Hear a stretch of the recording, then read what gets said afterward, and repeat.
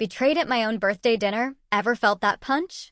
My sister stood up and announced she was pregnant with my husband. Over tea she smirked, "We're a family now," waiting for me to collapse. I didn't.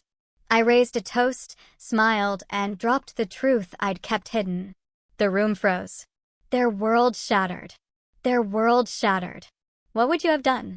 You know, sometimes life throws you a curveball so wild, so utterly unbelievable, that for a moment, your entire world just shatters. What do you do when your own sister, the one who's taken everything from you your whole life, announces her pregnancy at your birthday dinner with your husband's baby? I'm Samantha Parker, and that's exactly what happened to me. But what they didn't know, I had a secret of my own, one that was about to turn their twisted fantasy into their worst nightmare. Honestly, growing up with my younger sister, Jessica, was like living in a perpetual shadow. From the moment she was born, when I was just 4, she was the golden child. The prettier dresses, the bigger birthday parties, always getting the last slice of cake. It wasn't that my parents didn't love me, it just felt like they loved her more visibly, more enthusiastically. "Look how artistic Jessica is," my mother would gush as my sister scribbled with crayons. Meanwhile, my straight-A report cards? Just a simple nod. "That's nice, Sam." My dad coached Jessica's softball team, but he was always too busy for my debate competitions. These little rejections, they piled up over the years, building this wall of resentment inside me that I tried desperately to ignore. Jessica? She developed a pattern early on. Whatever I had, she wanted.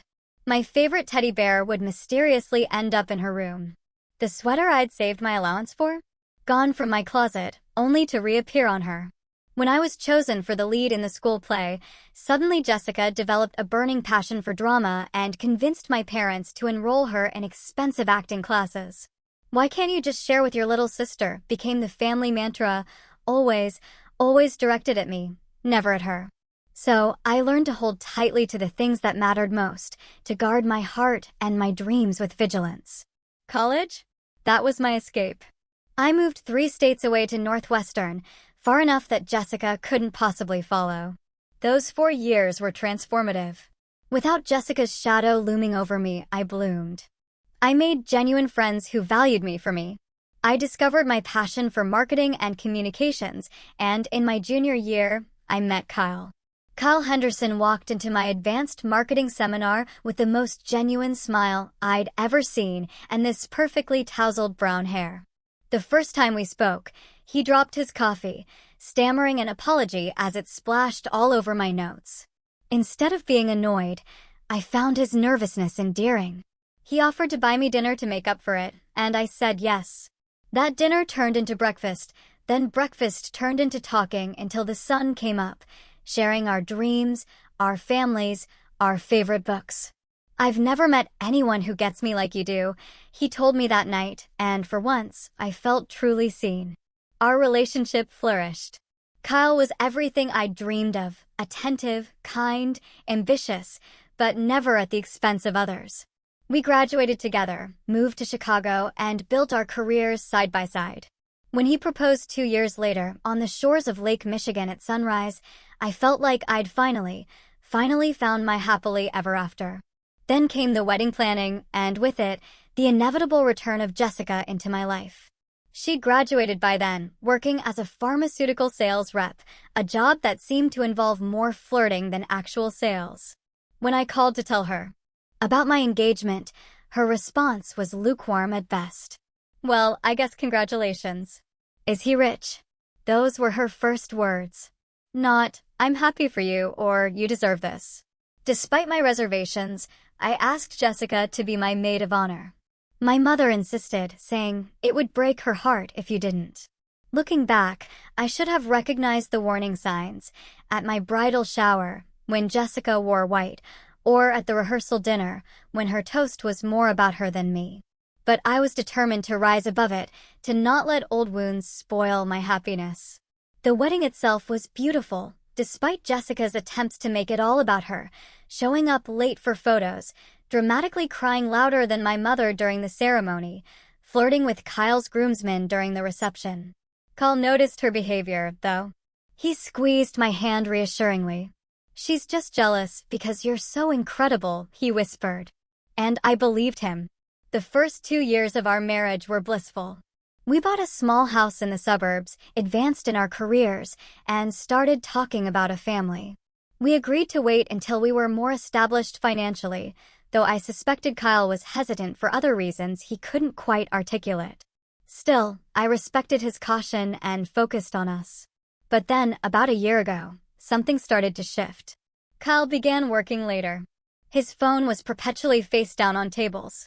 He became fiercely protective of his passwords, jumping whenever I came near while he was texting. The intimacy between us dwindled until it felt like we were roommates, not lovers. "It's just stress from the new promotion," he'd say whenever I tried to talk about the distance between us. "Once this project is over, things will go back to normal." But they never did. Instead, the gap widened. I found myself checking his phone bill, noting frequent calls to a number I didn't recognize. I smelled unfamiliar perfume on his shirts, not mine, not anything I owned. Once, I even found a long blonde hair on his jacket. "Jessica has long blonde hair," I told myself. "No, Sam. You're being paranoid. Your childhood insecurities are clouding your judgment." After all, Jessica lived in the same city, but we rarely saw her except at family gatherings. Why would Kyle be involved with her? As my 30th birthday approached, I desperately hoped it might be a turning point. Kyle had been especially distant, but he promised to make my birthday special. My parents decided to organize a family dinner at Merlot, my favorite restaurant. I spent extra time getting ready that night, wearing the blue dress Kyle had once said, brought out my eyes, styling my hair the way he liked it. I was determined to reconnect with my husband, to find our way back to each other. Looking in the mirror before we left, I whispered to myself, tonight will be different. Tonight will be a new beginning. I had no idea how prophetic those words would be, though not in the way I'd hoped. Merlot was the perfect setting for what I desperately hoped would be a healing evening. The warm amber lighting, the exposed brick walls, it always felt like home. The scent of fresh bread and rosemary filled the air as the hostess led me to our reserved table. Kyle had texted that he'd meet me there, claiming a last-minute work call he couldn't avoid. "Mrs. Parker," the hostess smiled. "Your family has already arrived." My parents stood as I approached, my mother's face lighting up in that contained way that meant she was happy to see me, but trying not to show too much emotion. My father gave me a brief hug, patting my back awkwardly. "Happy birthday, sweetheart," he said, handing me a small gift bag. "Nothing fancy, just something your mother picked out." My mother touched my hair. "You look nice, Samantha, though you might want to touch up your lipstick before the photos." Typical. I hadn't even sat down, and she was already finding something to improve about me. I tucked the critique away with all the others and smiled. "Thanks for organizing this, Mom. It means a lot." Jessica wasn't there yet, which was no surprise. She had elevated tardiness to an art form, ensuring all eyes would be on her when she made her grand entrance. I checked my phone for messages from Kyle, but found none. "Kyle's running late," I explained as I took my seat. "Work thing." My father nodded sympathetically. "That's how it goes when you're climbing the ladder. Your Kyle's a hard worker." The waiter came by to take our drink orders. I asked for water, still hoping to share the first toast with Kyle. My parents exchanged glances. "Go ahead and have some wine, dear," my mother encouraged. "It's your birthday." Before I could respond, there was a commotion at the entrance. Jessica had arrived, and as always, she'd made sure everyone noticed. Her laugh rang through the restaurant as she tossed her blonde hair over her shoulder. She wore a tight red dress that left little to the imagination, drawing appreciative glances from nearby diners. What made my heart stop was who accompanied her. Kyle. My Kyle, holding the door for her, his hand briefly touching the small of her back as they navigated between tables. They were walking too close, smiling too intimately to be just-in-laws who happened to arrive at the same time.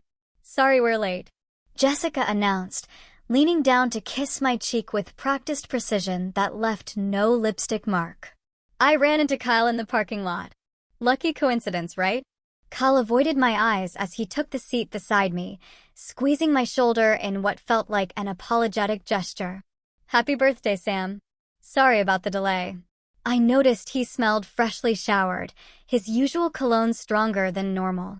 The work call excuse suddenly seemed paper-thin. No problem, I replied, keeping my voice eerily steady. I'm just glad everyone's here now. The waiter returned, and we ordered our meals. My parents dominated the conversation, talking about their recent cruise and the neighbors' landscaping drama. Jessica interjected frequently with stories about her latest sales triumph or the celebrities she'd allegedly met at a recent conference. Kyle remained unusually quiet, contributing only when directly addressed. Under the table, I placed my hand on Kyle's knee, seeking some connection, any connection. He flinched slightly before covering my hand with his own. His palm felt clammy. Everything okay? I whispered while my father was deep in a story about golf. Fine, Kyle replied, too quickly. Just tired. The gifts came next. My parents gave me an impersonal gift card to a department store.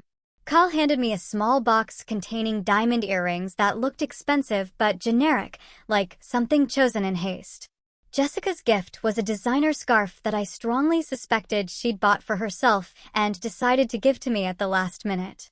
It's exactly your color, she insisted, though the muddy orange had never been a shade I'd wear.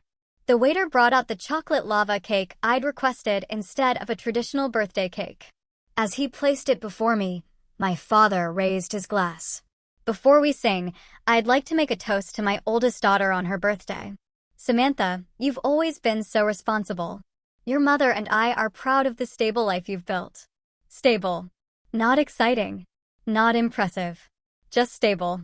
Like I was a reliable horse rather than a daughter celebrating another year of life. As the waiter lit the single candle on my cake, I noticed Jessica shifting excitedly in her seat, exchanging meaningful glances with Kyle. My stomach tightened with a sickening premonition. Actually, Jessica interrupted before we could sing. I have an announcement to make. I think it would be the perfect addition to Sam's birthday celebration. All eyes turned to her. She stood, smoothing her dress over her stomach with deliberate emphasis. I wasn't planning to share this just yet, but since we're all together. She paused for dramatic effect, her eyes gleaming with triumph as they locked with mine. I'm pregnant. The silence that followed lasted only seconds, but it felt eternal. My mother gasped in delight. My father's face split into a grin broader than any I'd seen directed at my accomplishments. That's wonderful, sweetheart, my mother exclaimed. When are you due? How far along are you? About 10 weeks, Jessica replied, her hand still on her stomach. But there's more. And that's when she dropped the bomb that would absolutely destroy everything I thought I knew about my life. Kyle's the father, Jessica announced, her voice ringing with a twisted pride that made my blood run cold. We've been seeing each other for months. We're going to be a family now. The restaurant continued to buzz with ambient noise around us, but at our table, time just stopped. My father's glass froze halfway to his lips. My mother's smile collapsed into confusion, her eyes darting between Jessica, Kyle, and me as she tried to process the unthinkable. Kyle stared at the tablecloth, his face drained of color. This wasn't how we were going to tell you, he mumbled, not meeting my eyes. I repeated, the single syllable somehow making it out through my constricted throat. Jessica reached across the table and placed her hand over Kyle's. We wanted to wait until after the first trimester, but I couldn't hold it in anymore. Her eyes found mine, gleaming with malicious triumph. We're a family now, Sam. Kyle and I are going to raise this baby together. The calculated cruelty of her timing, on my birthday, in my favorite restaurant, in front of our parents, was breathtaking. This wasn't a slip of passion or a momentary lapse in judgment. This was a performance designed for maximum damage. My mother found her voice first. I don't understand. Kyle is Samantha's husband. She stated this simple fact as though reminding everyone of an overlooked detail. Not for much longer, Jessica replied with a dismissive flick of her wrist. They've been having problems for ages. Kyle and I didn't plan this, but when real love happens, you can't fight it. Real love. As if what Kyle and I had built over 7 years was somehow counterfeit. Sam. Kyle finally looked at me, his expression a nauseating mix of guilt and relief. I'm sorry. I didn't want you to find out like this. Jessica and it just happened. It just happened? Like a rainstorm or a flat tire, not a months-long betrayal requiring thousands of conscious decisions to lie, deceive, and destroy. When? I asked, surprised by the steadiness of my voice. When did it just happen? Kyle shifted uncomfortably. Does it matter? It started at your Christmas party, Jessica interjected, clearly enjoying her role as narrator of my humiliation. Remember when Kyle and I both disappeared for a while? You thought he was helping me find my earring. She laughed, a tinkling sound that scraped against my nerves like broken glass. He found something, all right. 6 months. While I was planning romantic anniversary surprises and scheduling date nights to reconnect, my husband and sister had been carrying on behind my back. Every late night at work, every mysterious text message, every excuse, it suddenly crystallized into a pattern of betrayal so obvious I couldn't believe I'd missed it. I think, my father replied slowly, setting down his wine glass with exaggerated care, that this is a conversation best continued in private. But Jessica wasn't finished with her performance. There's no need for privacy, Dad. We're all family here. She smiled, rubbing her still flat stomach. And soon there'll be one more Henderson joining us. Isn't that exciting? Your first grandchild. My mother, predictably, latched onto this detail like a lifeline. A grandchild, she breathed, her eyes softening as they always did for Jessica. Well, the circumstances are unusual, but a baby is always a blessing. I watched in disbelief as my mother began to mentally reframe this catastrophe as a joyous family development. Of course she would. Jessica had always been forgiven anything. Her transgressions transformed into triumphs through the alchemy of my parents' favoritism. Sam. Kyle touched my arm tentatively. Can we talk about this privately? I looked at his hand on my arm as though it were a foreign object. This hand that had held mine through my grandmother's funeral, that had slid a wedding ring onto my finger with promises of forever, that had apparently been touching my sister with equal intimacy. I need to use the restroom, I announced, standing so abruptly my chair scraped loudly against the floor. No one tried to stop me as I walked away, my legs somehow carrying me despite feeling disconnected from my body. The restaurant. Bathroom was mercifully empty. I locked myself in a stall, pressed my forehead against the cool metal door, and waited for the breakdown that surely would come. But the tears didn't arrive. Instead, a strange calm descended, a clarity I hadn't expected. This betrayal, while devastating, wasn't actually surprising. Jessica had been taking what was mine our entire lives. Kyle had shown signs of his weakness for months. This was merely the culmination of patterns long established. I splashed cold water on my face and stared at my reflection.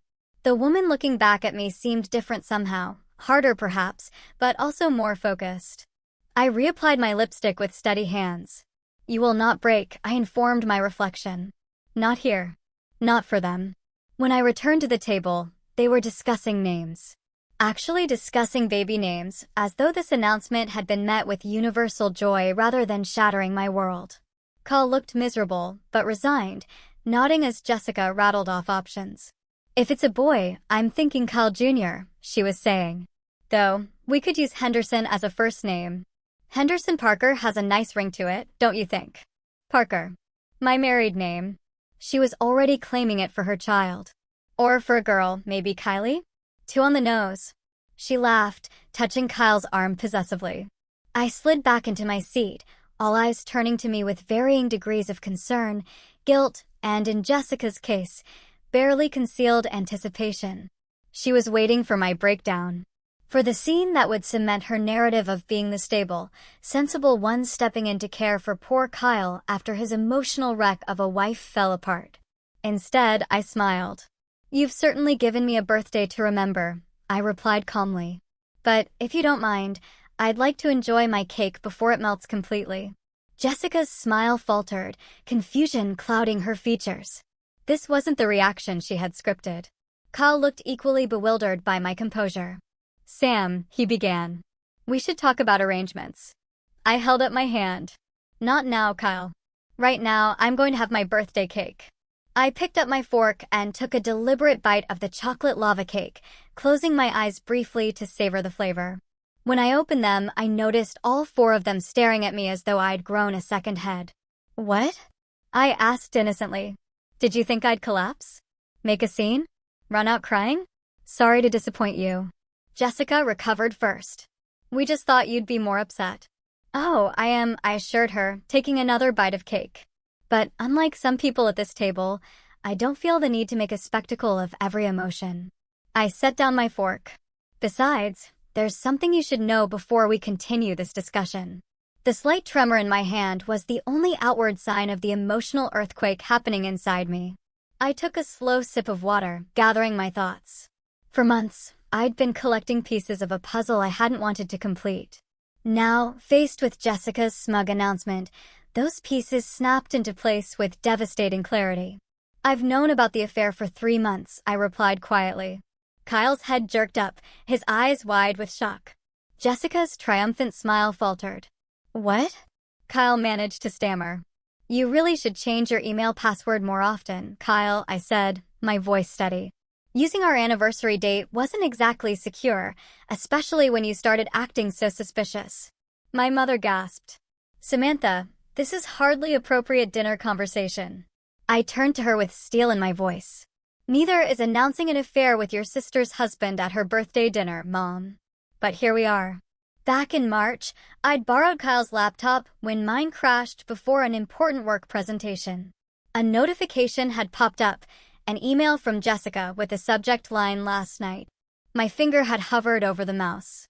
Principles of privacy warring with growing suspicion. In the end, suspicion won. The email had been explicit, detailing their encounter in Kyle's office after hours and referencing several previous meetings. My world had collapsed that day, but I'd kept the knowledge to myself, needing time to process, to plan, to protect myself. After I found those emails, I continued. I hired a private investigator. Davis and Associates. They're very thorough, Kyle. They have photos of you entering Jessica's apartment building 27 different evenings. They have recordings of your phone conversations. They even have the receipt from that jewelry store, where you bought her that bracelet she's wearing right now, the one she claimed was from a grateful client. Jessica instinctively covered the gold bracelet on her wrist, her confidence visibly cracking. You've been investigating me? Kyle's voice rose with indignation. That's an invasion of privacy. I laughed, a genuine laugh despite everything. That's rich coming from the man who invaded my marriage. But don't worry, the investigation was completely legal, unlike adultery, which is still grounds for fault-based divorce in this state. My father shifted uncomfortably in his chair. Samantha, perhaps we should. I'm not finished, I cut him off. 2 months ago, I contacted Patricia Donovan. She's one of the best divorce attorneys in Chicago. The paperwork is already prepared, Kyle. I've documented everything, secured copies of all our financial records, and taken measures to protect my assets. Patricia advised me to wait until I had all my evidence in order before confronting you. Kyle's face had gone from shocked to pale to slightly green. Jessica looked between us, her triumph fading as she realized she wasn't delivering news. She was walking into a trap. You've been planning to divorce me? Kyle asked hoarsely. All this time. Yes, I replied simply. I was going to serve you the papers next week, actually. Jessica's announcement just accelerated my timeline. My mother had tears in her eyes. But Samantha, a divorce is so final. Surely with counseling. Mom, I interrupted gently but firmly. There's no coming back from this. And there is one more thing you should all know. I turned my gaze directly to Jessica. Something that makes your announcement particularly interesting. I reached for my purse and pulled out a folded document I'd been carrying for weeks, waiting for the right moment. I'd never imagined that moment would come at my own birthday dinner. Kyle had a vasectomy 2 years ago, I replied, sliding the medical report across the table. We decided children weren't in our future. He didn't want the responsibility. Jessica stared at me, then at Kyle, comprehension slowly dawning on her face. That's not possible, she whispered. You're lying. Check the document, I replied. Sacred Heart Medical Center, Dr. Reynolds. The procedure was done 26 months ago. Kyle recovered on our couch watching March Madness. I remember, because I had to keep bringing him frozen peas for the swelling. Kyle looked like he might vomit. Sam, I can explain. Explain what? Jessica cut in, her voice rising. That you had a vasectomy and didn't tell me? That you let me believe. She stopped abruptly, realizing what she was revealing. My mother was examining the medical document with shaking hands. Is this true, Kyle? Kyle's silence was confirmation enough. I turned to Jessica, whose face had drained of all color. So, sister dear, if you're truly pregnant, congratulations are in order, just not to Kyle. He's shooting blanks, as they say. So, who's the real father? Do you even know? The restaurant had grown quieter. Nearby diners were obviously aware that serious drama was unfolding at our table.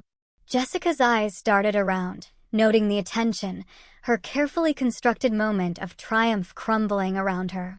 This is a mistake, she insisted weakly. Those medical records must be wrong. They're not wrong, Kyle finally admitted, staring at his hands. I should have informed you, Jess. I didn't think it would matter. We were using protection anyway. Or supposed to be. I never thought. You never thought she'd try to trap you with a pregnancy that couldn't possibly be yours. I finished for him. Rookie mistake, Kyle. You should have realized Jessica always has an angle. Jessica suddenly stood up, her chair scraping loudly against the floor. I need some air, she muttered, grabbing her purse and practically running toward the exit.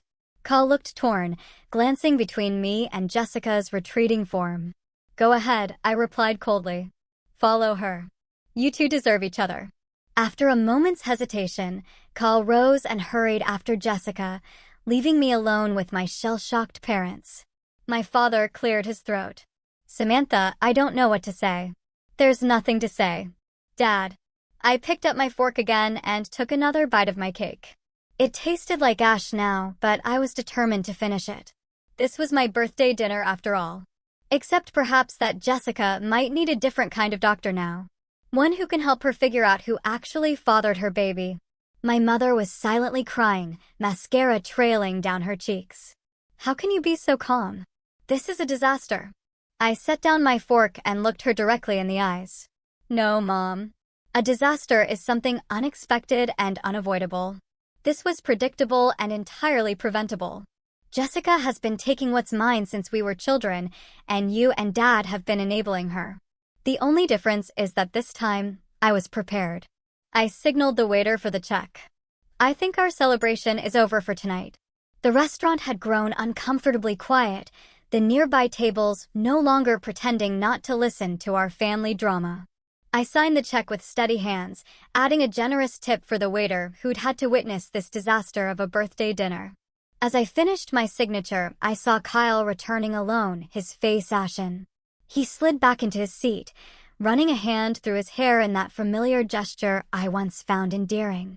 Where's Jessica? My mother asked, dabbing at her eyes with a napkin. She's in her car, Kyle replied. She's upset.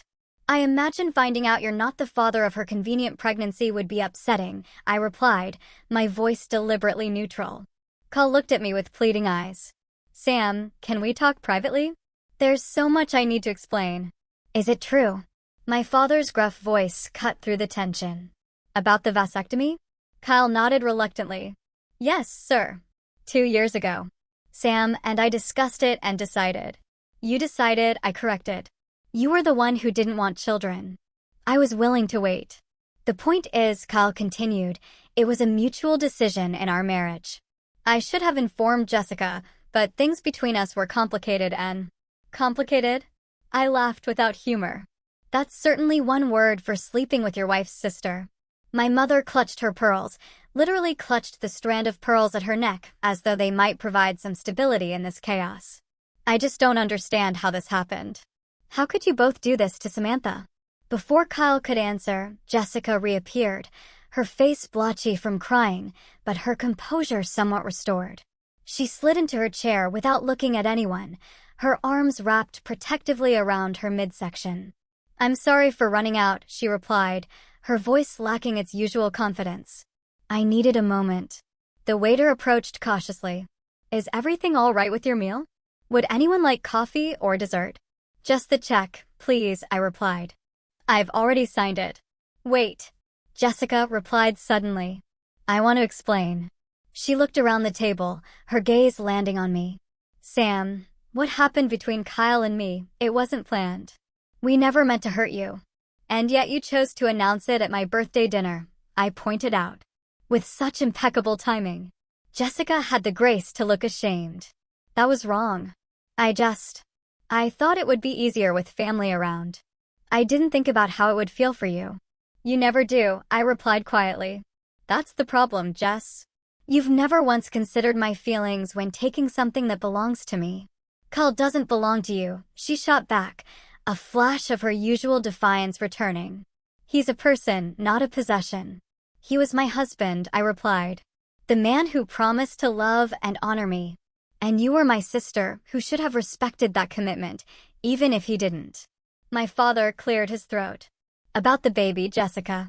If Kyle isn't the father. Jessica's eyes filled with fresh tears. I don't know what to say. The dates matched up. I really thought. Who else could it be? My mother asked, her voice barely above a whisper. Jessica stared at her lap. There was someone else. Before Kyle. He's married too. My father groaned, burying his face in his hands. Jessica, for God's sake. I ended it when things got serious with Kyle, she insisted. But the timing. I guess I miscalculated. I couldn't help myself. I laughed. The absurdity of the situation finally breaking through my carefully maintained composure. So, let me get this straight. You were having an affair with a married man, then started sleeping with your sister's husband, got pregnant by the first married man, and tried to pass the baby off as my husband's. Put that way, even Jessica seemed to recognize the horrifying symmetry of her actions. It wasn't like that. I really thought Kyle was the father. Well, he's not, I replied definitively. And now you have a decision to make about who to tell. Kyle, who had been uncharacteristically quiet, suddenly spoke up. I think I have some decisions to make, too. He turned to Jessica. You informed me I was the only one. That it had been months since you'd been with anyone else. Jessica reached for his hand. Kyle, please. I made a mistake. But what we have is real. He pulled his hand away. Is it? Or am I just another thing you took from your sister? The question hung in the air, heavy with implication. Jessica recoiled as if she'd been slapped. My mother, ever the peacemaker, attempted to salvage the unsalvageable. Perhaps we should all take some time to process this. It's been a shock for everyone. That's an understatement, my father muttered. I stood up, smoothing down my dress. I think that's wise. Kyle, I'll have my attorney contact you next week. In the meantime, I'd appreciate it if you'd stay somewhere else.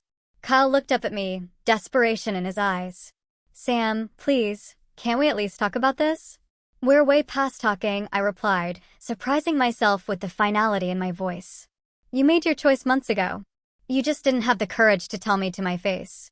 I turned to my parents. Thank you for the birthday dinner. It was certainly memorable. Samantha, wait. Jessica called as I gathered my purse. You can't just leave like this. I paused, looking at my sister. Really looking at her. Behind the perfect makeup and designer clothes, I saw something I'd never noticed before. Insecurity. A deep, gnawing insecurity that had driven her to compete with me our entire lives. I'm not leaving anything, Jess, I replied softly. I'm walking away. There's a difference. I hope you figure out what you're going to do about your baby and its actual father. That's not my problem anymore. As I walked out of the restaurant, I felt strangely light. The betrayal still hurt, a wound that would take time to heal. But for the first time in my life, I wasn't carrying the weight of Jessica's shadow. I had finally stepped into the light on my own terms. In the parking lot, I took a deep breath of the cool evening air. My phone buzzed with a text from Kyle. Please come home. We need to talk. I deleted it without responding and drove away, leaving behind the wreckage of what had once been my life, heading towards something entirely new. The morning after my catastrophic birthday dinner, I woke up in a hotel room I'd checked into rather than returning to the house I shared with Kyle. The bed was too soft, the room too quiet, but it was a sanctuary from the storm. My phone showed 27 missed calls and dozens of text messages from Kyle, from Jessica, from my parents. I ignored them all and called Patricia Donovan instead. "It's time," I informed her when she answered. "I want to file the papers today." Patricia's voice was calm and professional. "I'll prepare everything. Can you come to my office at 11? That meeting set the tone for the days that followed. While my personal life had imploded in spectacular fashion, I focused on the practical steps of dismantling my marriage with surgical precision. Patricia was worth every penny of her exorbitant fee, handling the legal complexities while I concentrated on rebuilding the foundations of my life. Kyle's attempts to contact me grew increasingly desperate. "I made a terrible mistake," read one text. "Jessica meant nothing to me," claimed another. The transparent falsity of that statement only strengthened my resolve. If she had meant nothing, he wouldn't have risked everything. 3 days after my birthday, I returned to our house while Kyle was at work, accompanied by 2 friends and a moving company. I took only what was indisputably mine: my clothes, personal items, family heirlooms, and the furniture I'd owned before our marriage. I left his wedding ring on the nightstand with a note: "Patricia will contact you regarding the rest." My friend Megan had offered her guest room until I found a new place. "Stay as long as you need," she insisted, helping me unpack the fragments of my former life. "I still can't believe Jessica would do this," Megan said as we arranged my clothes in her spare closet. "I mean, I know siblings can be competitive, but this is another level." "Jessica's been trying to win a game only she was playing our entire lives," I replied. "The sad part is, even when she wins, she loses. She's now pregnant with another married man's baby, and Kyle's already showing his true colors." Those colors became even more evident when Kyle discovered I'd moved out. He showed up at Megan's apartment, pounding on the door until her neighbors threatened to call the police.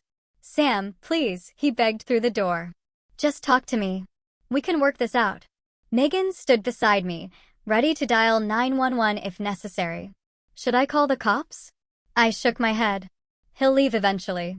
And he did, but not before shouting, "This isn't fair. You didn't even give me a chance to explain." Later that night, my phone rang with Jessica's number. Against my better judgment, I answered. "Sam?" Her voice was small, almost childlike. "Can we talk?" "I think we've said everything that needs saying," I replied. "Please," she whispered. "I need my sister." The audacity was breathtaking. "You needed your sister when you decided to sleep with her husband. It's a little late now." "I know what I did was unforgivable," she replied, her voice breaking. "But I'm scared, Sam. I'm pregnant with a married man's baby, and now Kyle won't return my calls either." Despite everything, a tiny part of me ached for her. The little girl who had always needed more attention, more validation, more everything. But that empathy couldn't override the damage she'd done. "What did you expect, Jess? That he'd leave me for you? That you'd ride off into the sunset together?" "I don't know," she admitted. "I guess I didn't think that far ahead. I just wanted what you had." "I always have," I replied. "And now neither of us has it." I hung up. I hope it was worth it. After hanging up, I sat on Megan's guest bed, allowing myself a moment to feel the full weight of my grief. Not just for my failed marriage, but for the sister relationship that had never been what it should have been. The next day, my parents called. My mother was still in denial, suggesting family counseling as though this were a simple misunderstanding rather than a fundamental betrayal. "Your sister made a mistake, Samantha," she insisted. "But she's family, and she's going to need support with this baby." "Then you support her," I replied. "I'm done being Jessica's safety net." My father, surprisingly, seemed to understand better. "You're right to be angry, Sam. What they did was wrong. But don't let this poison your whole life." "I'm not planning to, Dad. That's why I'm moving on." A week after my birthday, Kyle's tone changed from pleading to bitter. "You won't even talk to me, but you had time to freeze our joint accounts," he texted. "Real mature, Sam." I forwarded the message to Patricia without responding to him. Jessica, meanwhile, had apparently informed the other married man about her pregnancy. According to my mother, he denied responsibility and threatened to tell his wife Jessica was lying if she pursued it. "She's all alone in this," my mother lamented during another unwelcome call. Surely you can find some compassion? My compassion is currently occupied with healing myself, I replied. 2 weeks after my birthday, I signed a lease on a new apartment, a modern one-bedroom in a part of the city I'd always loved, but Kyle had deemed too trendy. I bought new furniture, painted the walls a color he would have hated, and began creating a space that was entirely mine. Patricia called with updates on the divorce proceedings. Kyle was contesting the division of assets, despite the prenuptial agreement he'd signed. It's a delay tactic, she assured me. The prenup is solid. He's just hoping you'll get frustrated and agree to mediation where he can appeal to your emotions. My emotions toward Kyle have become remarkably uncomplicated, I informed her. Proceed as planned.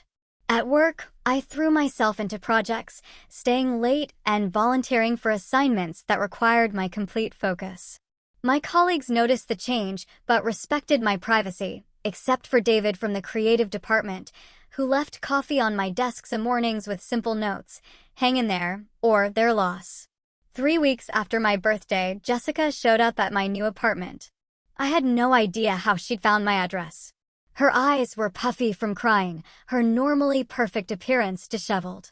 Kyle's been sleeping with someone else, she announced when I opened the door. Some woman from his office. Can you believe it? The irony was so thick I could almost touch it. Yes, Jessica. I can believe that the man who cheated with you would cheat on you. That's generally how it works. I thought we were different, she replied, folding her arms protectively over her still flat stomach. I thought he really loved me. I leaned against the doorframe, suddenly exhausted by the familiar pattern. Jessica makes poor choices, suffers the consequences, then expects everyone to rally around her with sympathy and solutions. What do you want from me, Jess? I asked. Comfort? Advice? A place to stay until the next disaster? Her face crumpled. I just want my sister back. I know I don't deserve it, but I miss you, Sam, and I'm really sorry. For a moment, I wavered. Despite everything, this was my sister, my only sibling, my childhood companion. However flawed our relationship had been. I'm not ready to forgive you, I replied finally. Maybe someday, but not now. Right now, I need space to heal.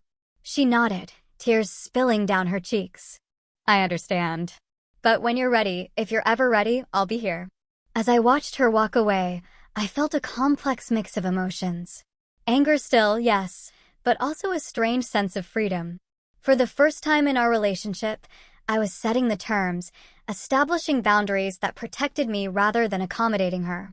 Weeks after my birthday, I received divorce papers countersigned by Kyle.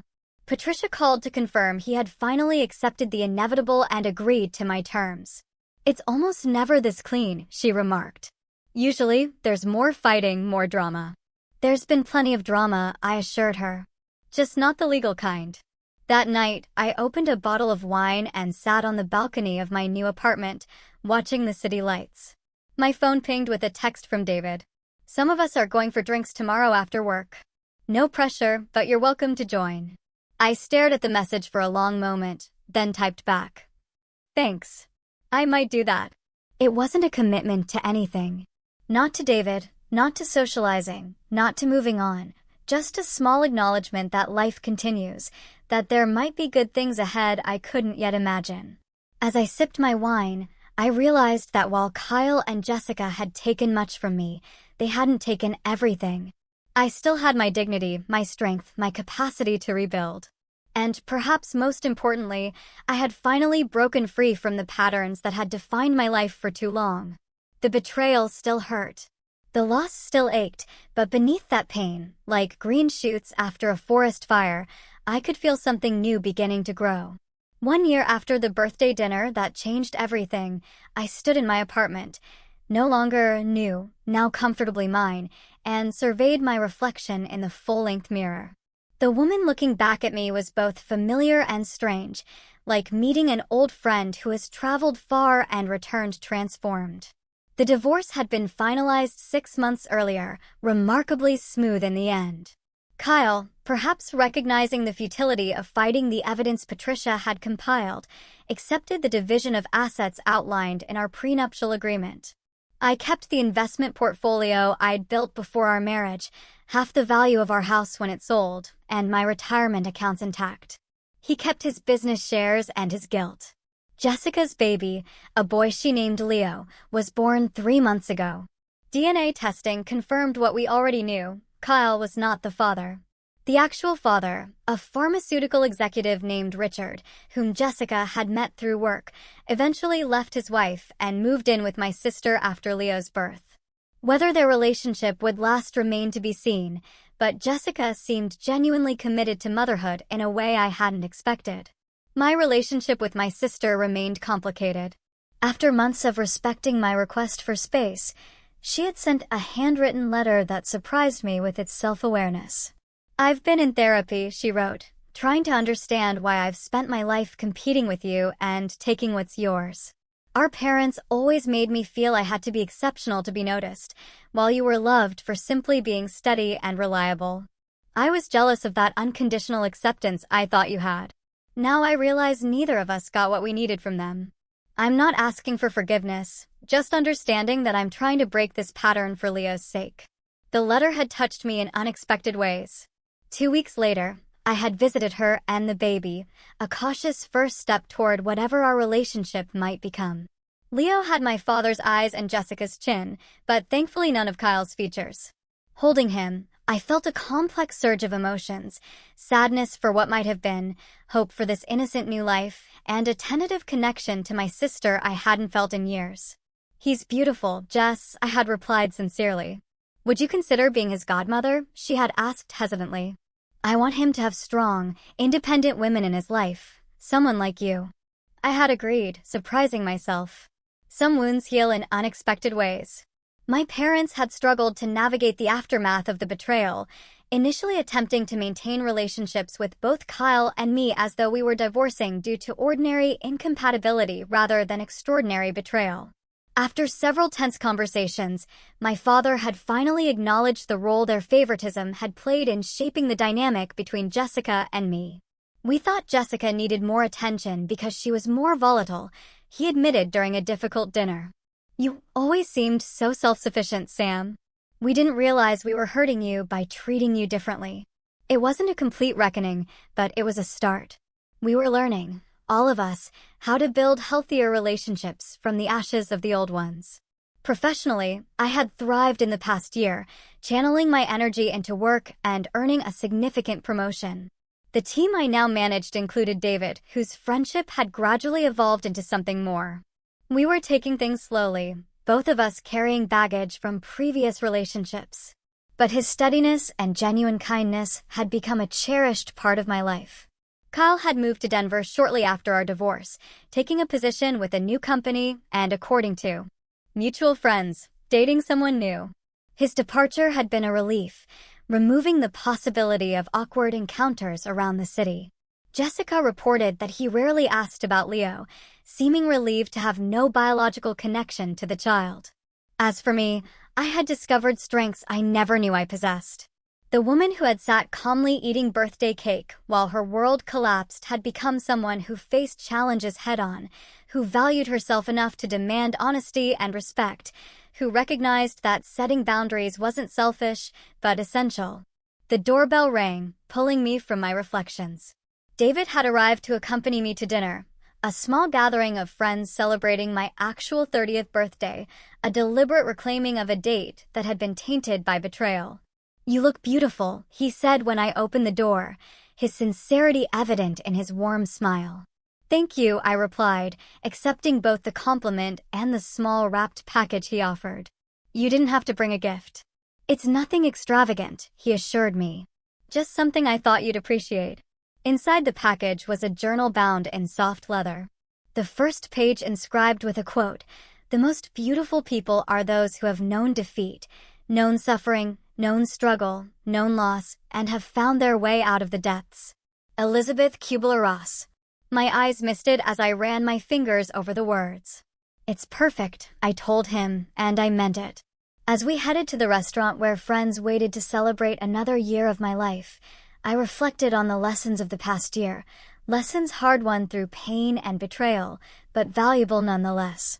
I had learned that sometimes losing what you thought you wanted creates space for what you truly need. That forgiveness isn't an obligation, but a choice undertaken when and if you're ready.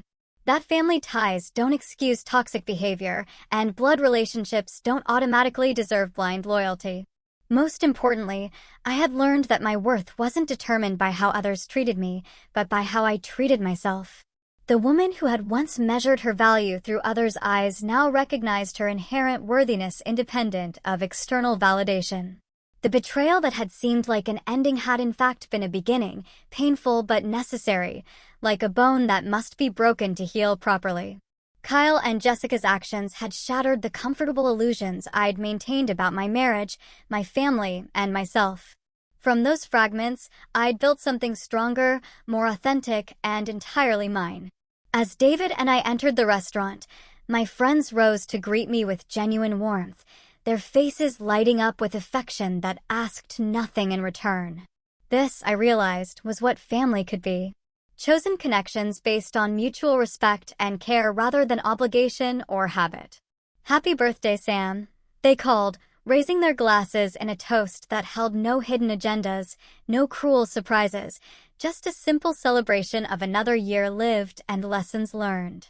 I smiled, feeling the weight of the past lifting just a little more. "Thank you all for being here," I replied, taking my seat at the center of the table, a place I now occupied without apology or doubt. So, what would you have done in my shoes? Have you ever had to fight to reclaim your life after a massive betrayal? Tell me your thoughts in the comments below. I really want to hear from you. And if this story resonated, please give it a like and subscribe for more. Share this video if someone you know needs to hear that healing is possible, even after the worst betrayals. I read all your comments and appreciate your support more than you know. Now, let's celebrate together.